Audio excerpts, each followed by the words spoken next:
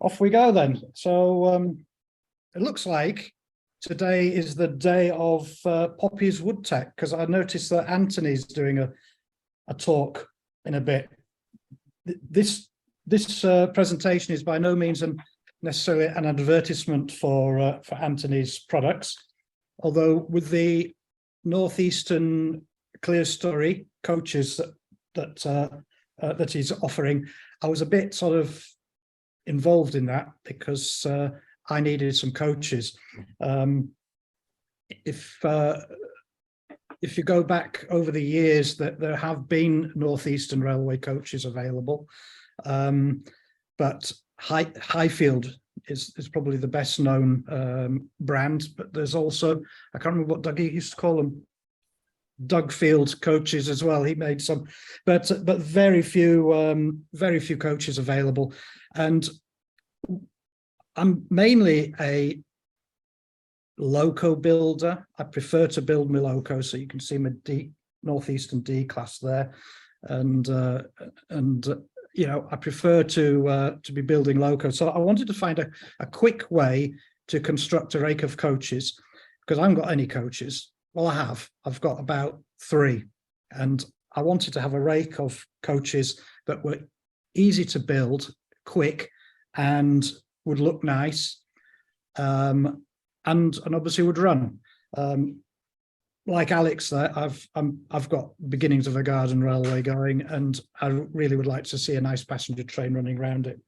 So I spoke to Anthony, and he said, "Oh, okay." So he'll start to develop some coaches, which he'd already done. He'd done a diagram 7 coach, which is one of these, and he said that he'd do some more. So back end of the summer, I was speaking to him, and he started to draw up the drawings for 5 coaches, and he has created these wonderful little kits, which you can see here, and the build time to get from that to, here's one I prepared earlier, to that is about an hour and a half. So maybe a little, well, the second one took me an hour. So it's a very quick build to build a good basic coach body. And what I decided that I would do is, rather than have a mishmash of different makes of coach, is if I made them all the same, they'd look the same, they'd look the same style, they'd run similarly, badly, well, I don't know. And I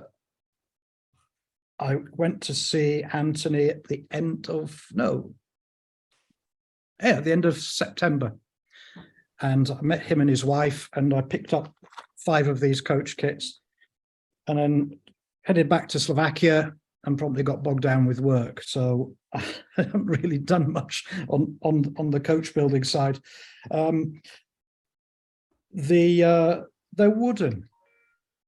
They're wooden, and I've not seen many wooden coaches other than the real thing. And I like the idea of making models in the medium with which they were constructed. So, for example, although the cat knocked this off the shelf this morning, this is a Northeastern Railway carriage truck, and it's made of the right material. So it's got a steel underframe, and it's got a wooden planking on the top. I built that years ago, years and years and years ago, and it used to trundle around Ravensbeck very happily. So I knew that making something out of wood wouldn't be difficult, and it wouldn't be a problem. The biggest concern is the weight. And again, going back to talking about Ravensbeck, which I mentioned, all the coaches that ran around Ravensbeck were fairly heavy, wouldn't say really heavy, but they're heavier than this. This probably weighs about, I don't know, 250 grams. I don't know what that is in imperial, but it's very lightweight. And my concern is when you're dragging it around on a let's say you've got a rake of 6 or 7 of these things, is they could get dragged off the track. That I think that they're just a bit too light. But this is just the basic body of the coach. So the second part of this session, we'll be talking about the detailing of it. And that's where the weight starts to pile up, because you get a bag of bits, white metal. What are these? These are the ventilators that go in the above the doors. One of them weighs nothing, but if you put 30 of them onto a model, or however many you need, it's going to add some weight to it. But the basic construction, to go through the basic construction of this kit, it's credit due, where credit's due, is that Anthony spent a lot of time thinking about the design of these kits, and they do slot together rather well. So if I say, this isn't an advertisement, but if anybody's going to build a wooden coach, northeastern coach from Poppy's Woodtech, this is what I did. So what I decided was that I needed to assemble one of these coaches so that I could get on with preparing for the detailing that goes inside this. But I'm not going to talk about that in this session. I'll talk about it in the next one. So things to look out for when you're building this kit. There's a tumble home. There should be a tumble home on the coach. You can see it. You can see it there, but it's very, very shallow. And when I started to assemble the second coach, which, as you can see here, I've assembled it in a slightly different way. So that I've glued the bottom part of the coach in first, so that then you can form the tumble home, and it's a bit better. But it worked really, really well. It goes, it's gone together quite well. The coach interior partitions are also part of the structure of the coach, as it would be on the real thing. So, can I ask Nigel what glue you used to? Good question. It's called Superfatic, and it's ultra thin, foam safe, odorless, penetrating adhesive that bonds wood, foam, plastic, carbon fiber, GRP. It was recommended to me by one of the laser cut wood kit people. So I can see another one of these coaches being waggled around in the background. Hi, Peter. Good morning. I use that glue as well. You use that glue as well. Yeah. It's pretty good. It's pretty good. It penetrates into the wood quite nicely, and you only need a very, very small amount. So I've got this little thing. It comes with, when you buy the glue, this comes with it. Keeping it clean is another matter. I use a bit of copper brass wire to shove through it to keep it when I store it. So the partitions are the first thing that you glue onto the base. Put the partitions in the right place. You'll see that there's loads of, if you see underneath here, there's loads of slots here.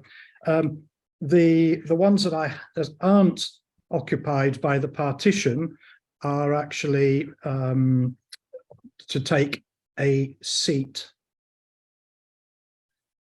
I've got that look on my face because it has got no resemblance whatsoever to a Northeastern Railway seat. It's just a representation. And it probably would suit a third-class passenger riding in about 1840, something like that. It's a wooden seat, but it is part of the structure of the coach. Talking to Anthony, what he says is that you need some more than just the edge of the partition against the wall to hold the coach in place. So whatever you replace it with next session, you need to make sure that you glue it against the edge of the coach wall just to hold it in place and just give a bit more rigidity. There's a bit of twist in it. There's still a bit of twist in it. So once I'd assembled this, I proceeded to make a chassis for it, because really what I should be doing is to building it in reverse, build the chassis, or at least build this bit of it so that it would hold the rest of the coach straight and still. One of the drawbacks with this coach design, and there are drawbacks, is all the way along where the bottom of the doors are, there's a cutout. Basically, it's where the coach floor and the coach side slot together like a, God, I've been abroad too long. Mortise and tenon, is that the right term? I think that's how it slots together. You can see how they slot together. Yeah. So I think it's a drawback, and what I have to use is some, can't find it, here we are, grey putty. So basically you need a bit of filler, but the only detail that shows on the bottom of the coach here are basically the door, is where the slots for the door. So you have to clean it up and you have to make it smooth. There's no beading that goes down the bottom of there, so it's not such a problem to clean up. I didn't think it was. I thought it was a necessary evil to overcome. Talking of beading, the standard Poppy's coaches come with 0.8 millimeter beading, and I bought, didn't get ready for that, did I? This one I prepared earlier. It says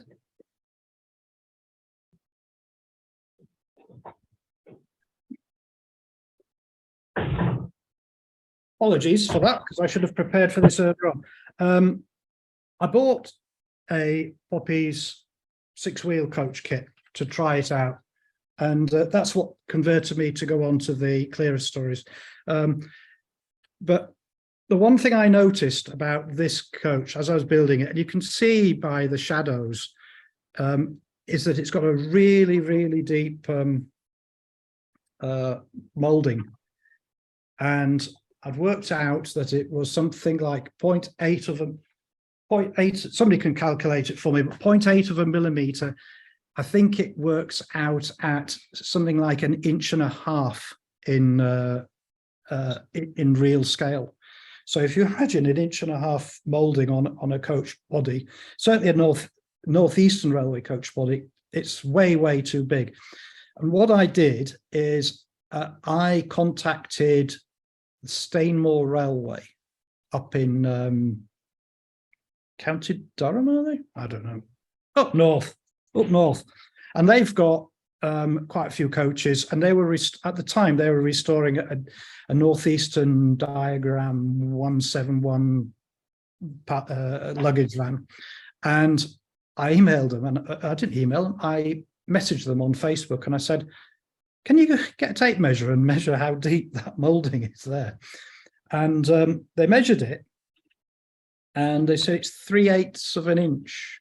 So it's not much at all. It's very, very, very, very small. So 3/8 of an inch in.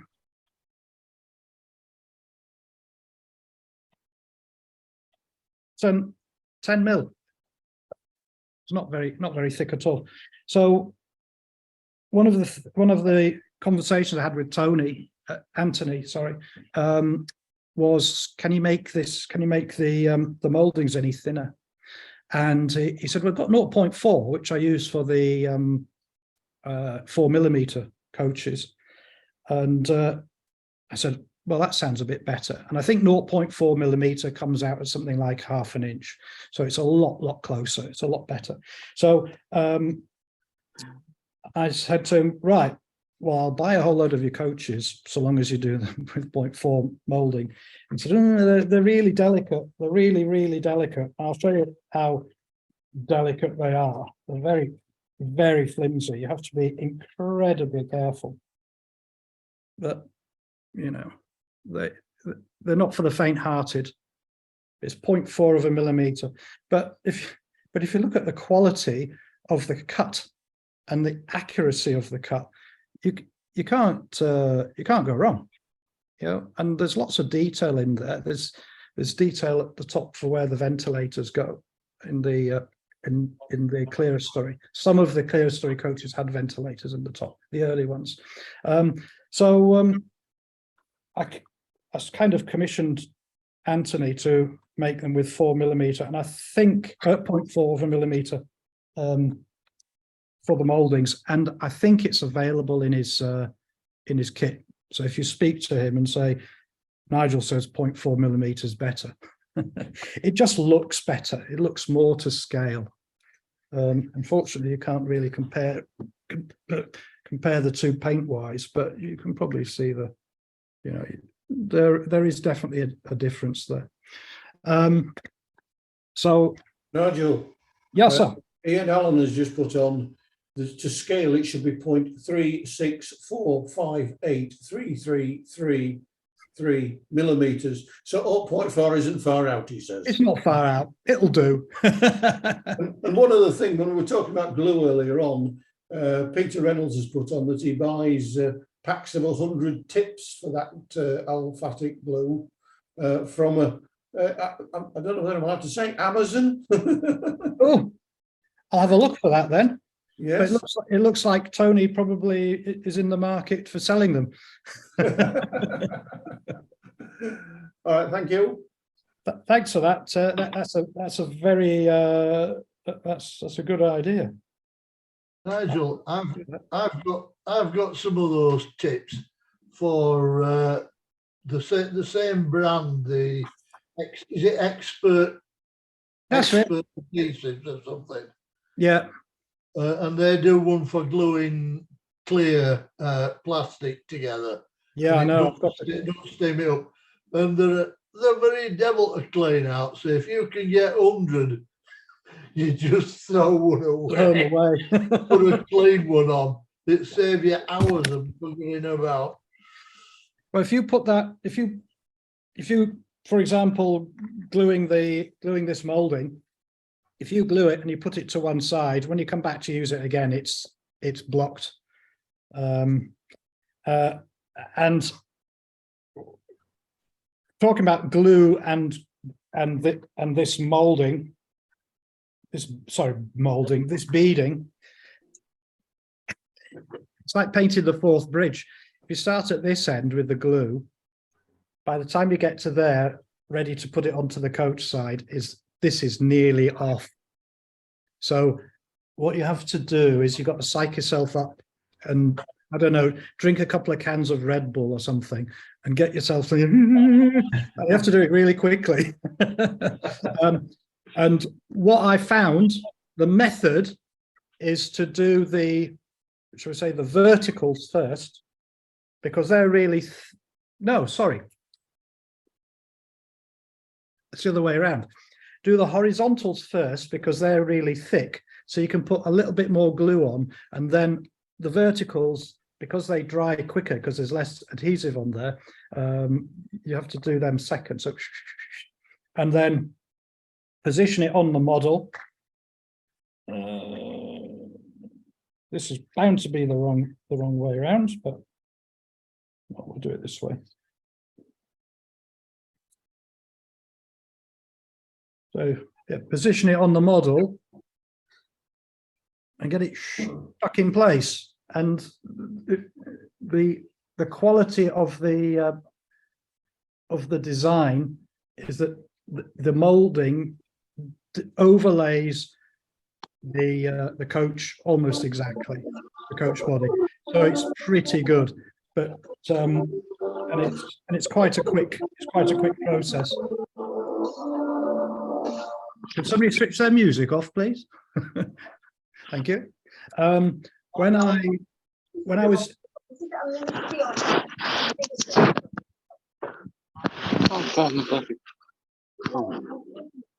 who is it? Right.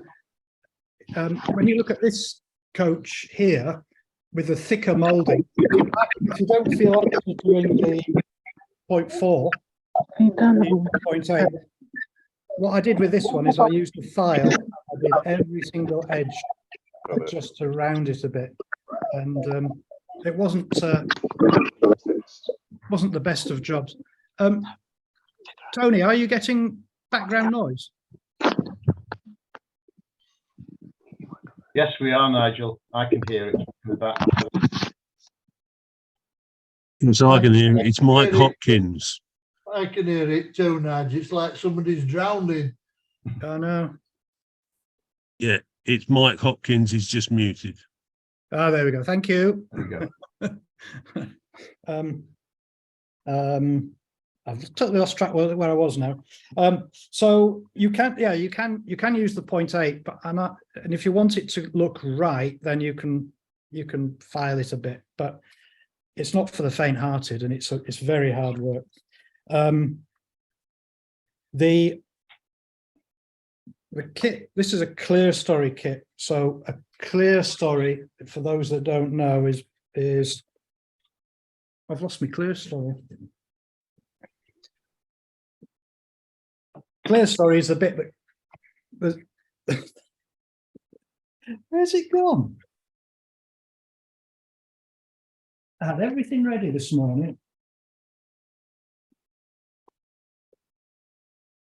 Basically, there's a row of windows that go across the top of the coach, and the molding for it is included in the main moldings for the main coach, the beading for the main coach body, because this is very, very, very flimsy. So flimsy that what I decided to do, if you're a plastic modeler, what sometimes you have to do on an Airfix kit is to pre-assemble the part on the sprue, or join parts together before you put it onto the main model. So what I decided to do was to assemble this beading onto the main, shall we say, structure that forms the clear story. There it is. That had me worried then, because I've missed the last half hour of my talk.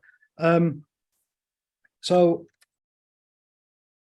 to protect this little beading here is, I suggest that you assemble it onto the main longitudinal part that it fits onto, so it will fit onto the roof. So I don't know if this is the right thing. So it will look something like that. But if you leave it loose, you've just got to be very, very, very careful. I haven't broken anything on this kit, but I could see that if you've got bit thick fingers or something like that, is that you could damage it, especially the 0.4 beading. It's not for the faint-hearted. But once it's assembled, like all of these things, it becomes really, really rigid. It's like coach rigging. If you boat rigging. If you imagine a mast of a boat without any rigging, it flops around like crazy. But once you start getting the bits, if it's a model, if you start putting the bits of cotton up to make the rigging, after you've done that, after you put the main, there's a technical term for this, but I'm not a boatman. You've got the main ropes there. it holds it rigid, and it's exactly the same thing with this. Nigel, Nigel, there's a question from Stephen Smith regarding Yes, glue. Is there any reason why you're not simply using PVA wood glue? it's too thick. That's what I've found. If you use PVA, it's a bit thick, and whereas this stuff is very runny, and it tends to penetrate into the structure of the wood, so that you get a much better bond. Once I've done the sort of pre-glued it, and you have to kind of hold it in place while it sticks. Like any adhesive, you could probably make some sort of jig or something to hold it in place. But you know, once I've got it glued the first time, then I also follow up with a run down with a second. Do it properly, sure. Ta-da! So just run down the seams just to get a bit more penetration there. I dare say you could use PVA. The reason I asked was that I was thinking when you were discussing how to do the beading, Yep. that I might be inclined to thin the PVA a bit with some water, Yep. and then to use a roller of some sort to put the PVA quickly onto the back of the beading. And PVA doesn't, some PVA dries much slower than others. So if you've got a relatively slow drying one, you could probably get the glue on fairly thoroughly before it started to set. And then you'd have a bit of scope to kind of get all of the bits of it fully glued down. But I'm saying this simply from, as it were, kind of theory rather than. Yeah, top marks. He gets a brownie point. Maybe two. Yeah, that's a great idea, because it's really, like I said, starting at this end, by the time you get to this end, it's dry or nearly dry, and it is a little bit tricky to do. So yeah, top marks there, Stephen. One brownie point to that man. Yeah, there you go. Well done. Thanks, Dougie. Keep a record. And this is the reason why I thought that it's a good idea for us to have an open discussion about this, because, great, I've got 5 of these coaches to build. In fact, probably more once the first 5 are built. But I've got 5 of these to build, and I need to find a quick and efficient way to do it. So I've just got to go. Plywood? John and Christine Walker are asking, is it plywood? Yeah, it is. It's a very, I think it's birch ply. You've got, it's at 11 o'clock.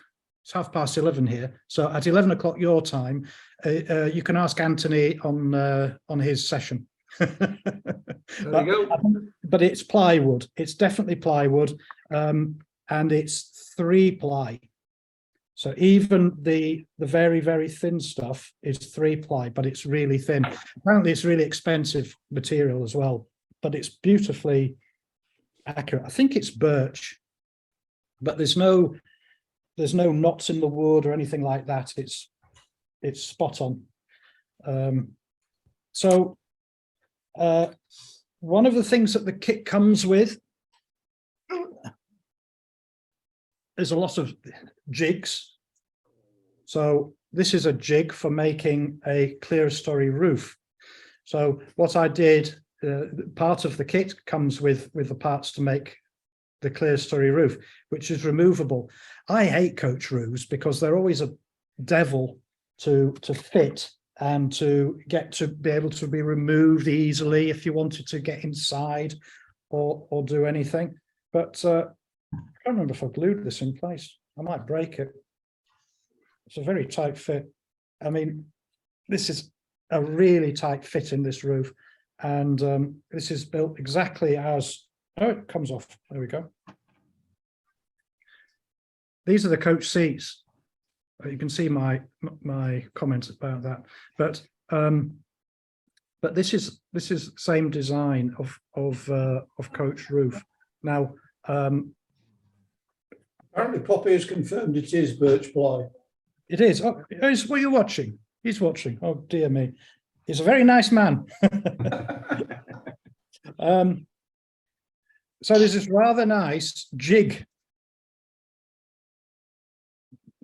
If you're building 5 coaches, I think to save material, because I'm a bit of a bit ecological, shall we say, is I think we should just have 1 jig, because I've got 5 of these. If anybody wants to buy a jig for making a clerestory roof, that's what you need. Now, when you come to fit the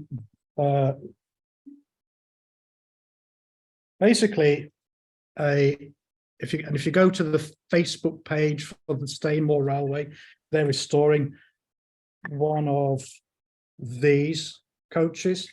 It's a diagram 7, and it was numbered 818, but it shouldn't be. If you look, if you go to the Stainmore Railway Facebook page, you'll see a lot of constructional photographs and detail of this coach being made, which I've got. I mean, I can run through it if you want, show you some pickies, maybe in the detailing bit in a couple of hours' time. But you can see that the roof of a wooden bodied coach is made of planks of wood. This is what he's got here. And they sort of kind of glue in place onto the roof of the coach. But in order to get the correct bend, because a roof is curved, Anthony's very kindly made this jig in which you first of all sort of pre-glue the sections, the planks onto the roof, and then I'm not going to put them in there, and then plonk the whole assembly into this jig, and then put some weight on it. So get a load of books or whatever. It is a little bit, the jig is a little bit proud at the top there. I might actually snip them off so that it's a better fit, unless Anthony's got a reason why it's like that. And put some books on it and leave it and let it glue. That's what I did with this roof section here, and I think it'll be the same process for this. That's my intention. Well, once if you're still there, do you want to make a comment on the jig?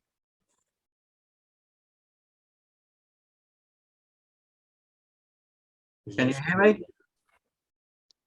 Hello. Hello. Hello. How are you? I'm okay. Good. I'm not spying. I'm just making sure the systems work and everything's happy. And I'm just conscious that when we've done it in the past, I've missed everything else. So I was making a conscious effort to get involved. I don't have a comment on that. I mean, if the jig's a bit wider than the roof, for me that's fine. It just continues the curve. That's all right. But what I'm going to do this, you're going to scream at me. I'm going to do that. Can you do that as a laser etch modification? I think if we did it like that, then the roof, because I noticed in your instructions it said be careful because they do protrude higher. If you look now, it doesn't protrude higher. It does on that side, it doesn't on that side. But that's a very small comment. I mean, I've got no problem with and do it. But see how you get on. Yeah, of course I will. I'll let you know. Did you need a jig to build the jig? I need a jig to build the jig. Yeah. Thank you just need a cutting mat that's got squares on it. That's all. I've got one of them. It's a bit faded, and it's covered in bits of coach at the moment. So the mention of jigs. I'm building 5 of these coaches, and probably will be building more. I'm quite happy with how they're coming together. So, Anthony, watch out! You get some more orders. And when you're mass producing something, I think having a jig is a good idea. Dougie Hay, who sort of has built lots of coaches, one of the things that he said you need a jig for making the chassis, making the frame, the frame of the coach. Now I've just started this, and what I have concluded is that he's absolutely right. You need something to, if you're producing a lot of something, having a jig to help assemble it will make things a lot easier. So if you're building one coach, it's all right. But I'm building 5, and what I have decided to do is I knocked this together yesterday. I'll just mute Richard because I'm getting that. Sorry. Yeah. Okay. No. Well, I'll disappear. Okay, and I'll see you later. Yep. Cheers. Bye. I don't know what happened there. I don't know what happened there. So this is a, moving from the. In fact, I shouldn't move from. I've gone a bit disjointed here. Right. So clear story roof, and it fits like a glove, because Anthony has been very clever with the way he's designed this kit. This absolutely fits like a glove, and this roof section drops in. So if you can imagine, if you wanted to go inside, and I don't know if you've got, I've got sort of slight hankering of maybe putting some LED lighting strips in there, but later on, if I wanted to take the roof off, you don't need to glue it down. It's a snug fit. It fits like a glove, and all credit to Anthony with that. It really works well. It goes together quite well. The cross members, you can see the cross members here. They sort of kind of get in the way of where the roof lights are, where the glass would go, but I don't think it's going to be that big a problem. But we can cover that in the next session. So I think I've done the basic construction of the clear story roof. The chassis, I have decided to construct, and I think Peter, you're asking about the chassis, weren't you? I've constructed the chassis using Dougie Hay buffer beams, which he kindly cast for me about 2 years ago. I got a parcel from New Zealand, talking Northeastern Coaches, and I got a parcel from New Zealand to Slovakia with, I think it was about 2 kilos of white metal. So we were talking bogies, we were talking coach fittings, we're talking buffer beams and all the rest of it. And they all came across from Dougie. Available from other sources, I'm certain.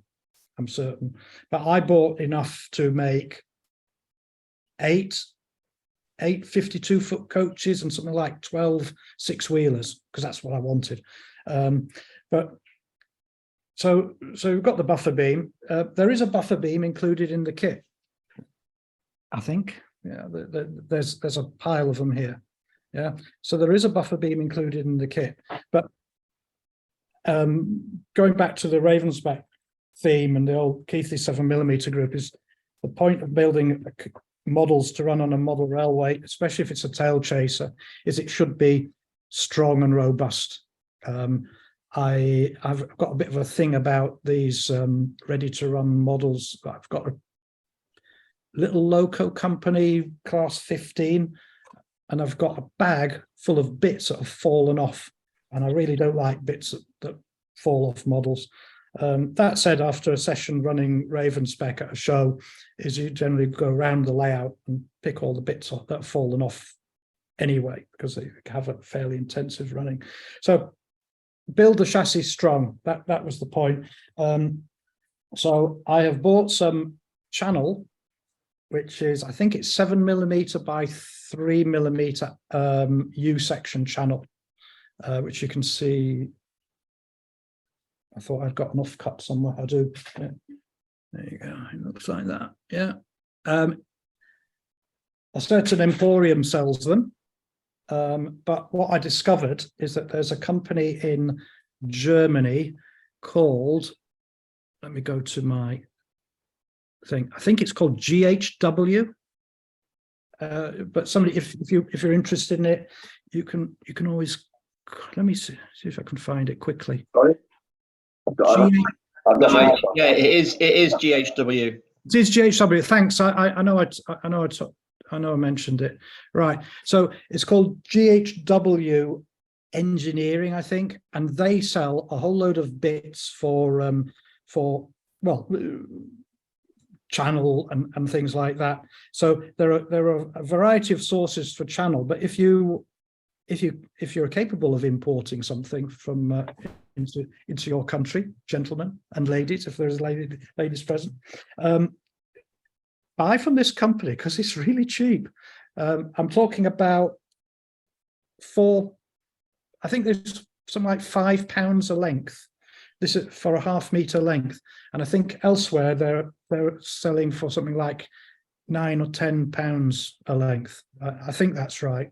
So I found a really good cheap source of good quality I section, and they do other sections as well, which are bought for other parts of the coach chassis. So I assembled this last night. And now that it's assembled, what I will mainly be doing, and once I've confirmed that it's right, is I'll make a jig, and I'll build the jig around this.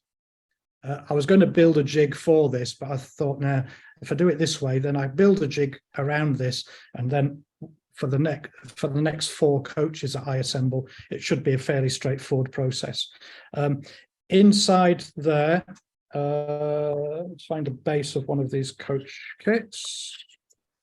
On the bottom of these coaches is what you can see half etched, or not even etched, just burnt, scorched, are things like where the pivot point for the coach bogies would be. So what I would be doing, unfortunately, I got delayed because I had a lot of work yesterday, my day job.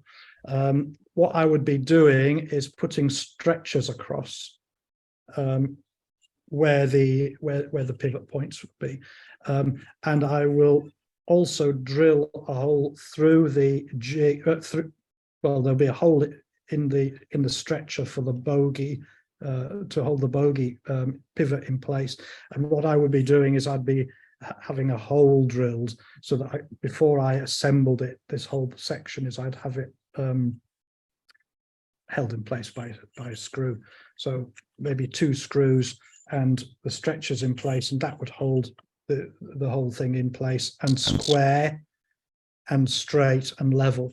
Because, as I said to you before, this is one that isn't being glued together, but you know, it could be quite interesting. You could have all your coaches going down the track like this if you're not careful. For your information, Ian Allen has put on the website address into the chat box. The chat box is actually recorded as well, so everybody will be able to see the website address of ghwmodelbau.de. That's it. Yeah. Thanks, Ian. That's the one. They've got lots of interesting things in there.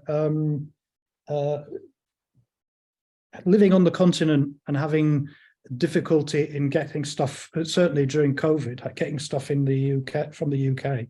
What I did is I started scouring Europe, because there's modelers everywhere. I mean, there's railway enthusiasts everywhere. If you go to the end of a platform in main station in Slovakia, you'll find train spotters. You know, they're everywhere. And I found talking to people around here, where do you buy your bits? And yeah, surprising. I'm still looking for a Central European company that does castings and, you know, etched nickel silver, and actually supplying nickel silver. I had to go and pick that up from a gentleman in Leeds last time I was, no, back in April, May time. And you know, getting hold of stuff can be difficult for me, as it probably is for you as well, Dougie, no? Absolutely. It's almost impossible to get anything worthwhile here. It, So it drives me mad. drives you mad. I have to fly into the UK, and when I come in, I'm coming in about 2 weeks, 3 weeks time, and I'll have a whole load of stainless steels to collect and put in my hand luggage and carry back home. But with, I won't mention the B word. I don't talk about that. But importing stuff into Slovakia is always get stung on duty, and so it's a bit of a swine. So the frames, the chassis frames, will have a piece going, stretchers going across where the bogey will be, and it'll have something centrally. I might put it all the way along, but you fill it totally, but it seems to be a bit of an expense. So I'll probably fill it in the middle so that you can think. Nigel, the thing to watch for is that the area above the bogey wheels should be open so that the wheels can't short against the brass cross pieces. There you go. There'll be just the wooden body that sat on it, and that won't short. That won't scratch it. Yeah, fair point. Yeah. So I hadn't even thought about that, but yeah. So that's the reason for that. So have where the bogey wheels axles would be, is make sure that area at least is clear. So I'd put a stretcher, 1, 2, and an area here for all of the equipment that sits underneath the coach. So in our case, I also, Nigel, put a narrow one along the inside of the buffer beams. That it sort of braces the where the two channels meet. Yeah, I put one across there. That's about, I don't know, I'd say about 5/8 wide, and that allows you to. Yeah, 5/8. What's that about? Yeah, I know. I'm trying to work it out. 14 millimeters. I work in English. You work in English.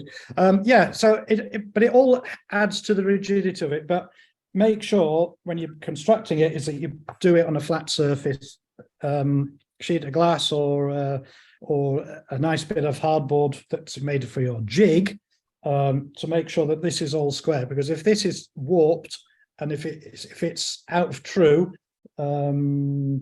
I moved on the modeling stuff here, so I'm just checking here. Yeah, this is square. Make sure that that's all right. Solder it up, and then you've got a nice solid base for your coach. Then the coach will sit on it. Fastening the coach to the body. My intention, and Dougie's already kind of beat me to that, is that by putting a 5/8 of an inch strip across there, drill a couple of holes through and go through into the body, and on the other side is 5/8 of an inch or similar strip with a couple of nuts screwed on, and then you can use it to retain. You can use it to retain the body onto the coach.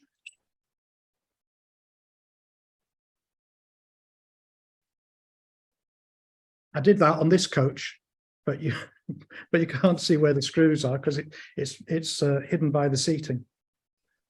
And I don't think that the screws need to go through sort of great big long thing. They just need to go through to the length of the nut and screw in place and hold it down. I haven't got to that point yet, so I'll once I get there, I'll let you know. Yeah, coach bogies. Is there a commercial place where you can buy Fox bogies? Does anybody know, Dougie? Well, I cast your own. You cast your own, I know. Invertrain. Who? Sorry. Invertrain. Invertrain. Ah, Invertrain. Yeah, Invertrain. He does Wayo ones. There's Wayo ones, because as you notice at the end of this coach, that there's no buffers, and I actually ordered because I think they've taken over, who's the company in Northampton? Lovely guy. He passed away a couple of years ago. Yeah, again, Train's taken over some of those.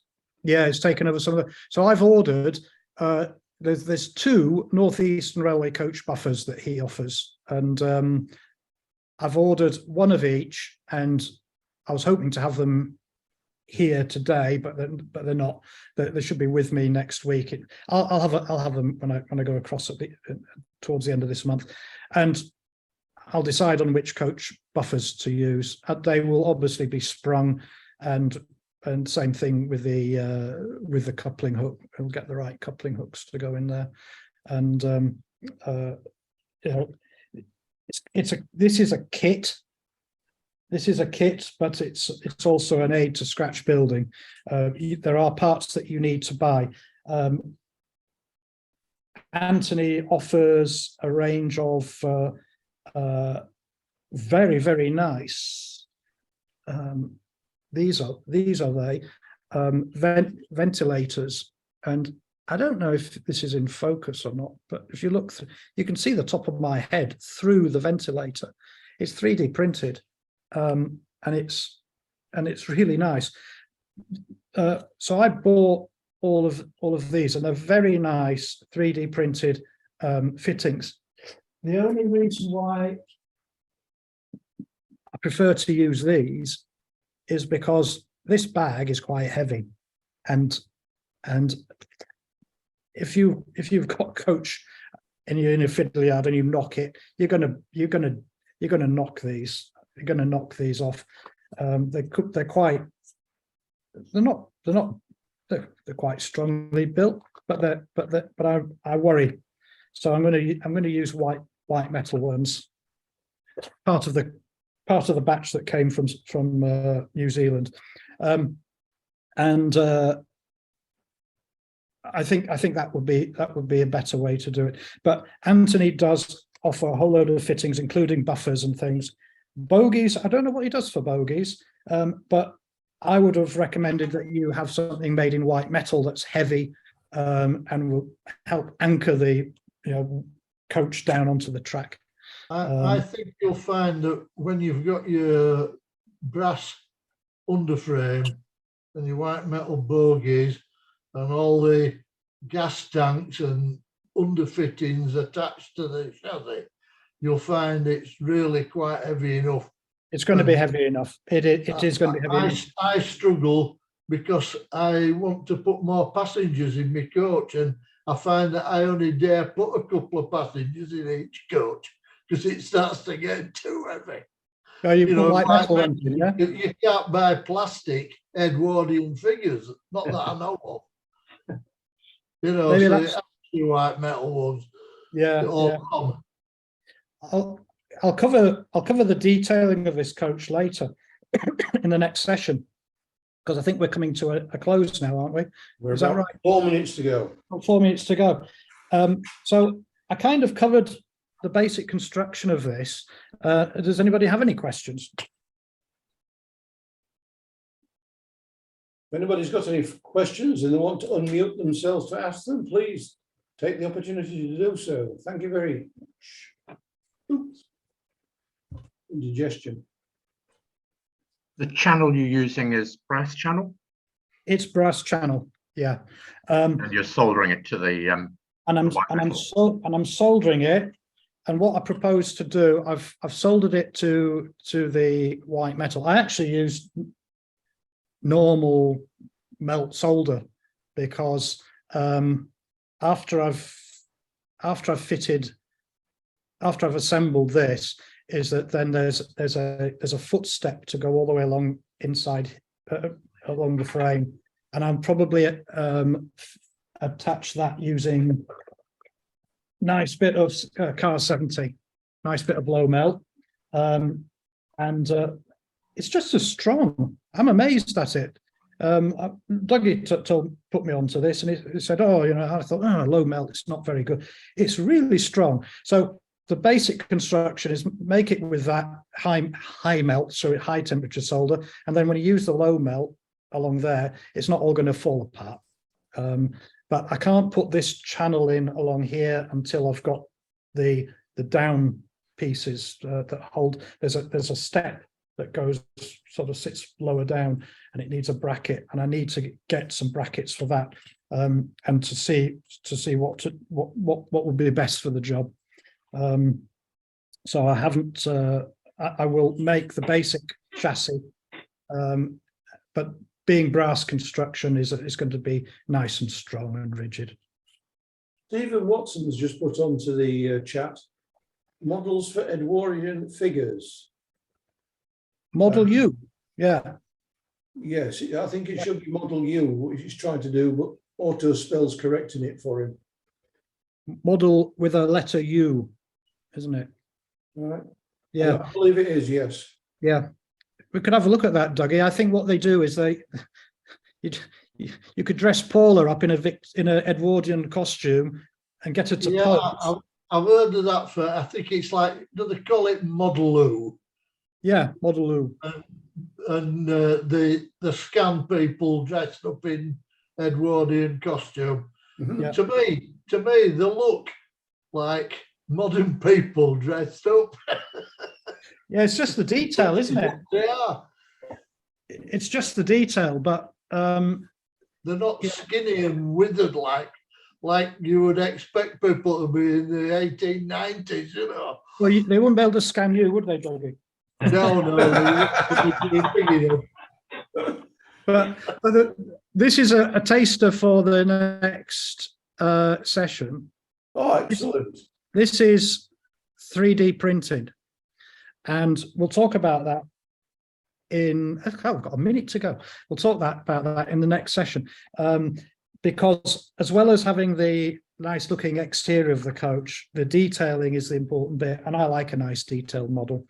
So, but detailed without going, without it taking oodles of time. And I've got a solution here, which I think Anthony will, I'll speak to him. Anthony will be offering it, or I can probably offer it myself, but it'll be a nice solution. If you want to have a lovely, super detailed Northeastern Railway coach, well, yeah. Well, Nigel, I think it's time to close this session. Thank you very much for taking part, and we'll see you again this afternoon, where I believe you're going to be talking about more detailing stuff. We'll talk about the detailing, and detailing can be applied to any model that somebody's building, but I like detailing, but make sure that the bits don't ping off. Yeah, that's I think that covers how to build one of these coaches. I think there is a market for wooden, if the coach is made of wood, if it's a wooden body coach, there's a market for wooden body coach kits. I think it works quite well. Well, thank you very much. Good. Nice to see you, Nigel. Thank you, Nigel. That was very informative. That's good. Very good. I Excellent. don't think I'll be watching the second half because I have to go to bed. Oh, well, 1300 GMT, Nigel will be back. So 1400. I'll watch it as a recording. It'll be good. This we can talk about Dougie in the next one. Yeah. Thank you very much, guys. I'm going to finish it now. Cheerio. See you all later. Thanks very much. Thank you. All the best. No worries. Bye now. Bye bye.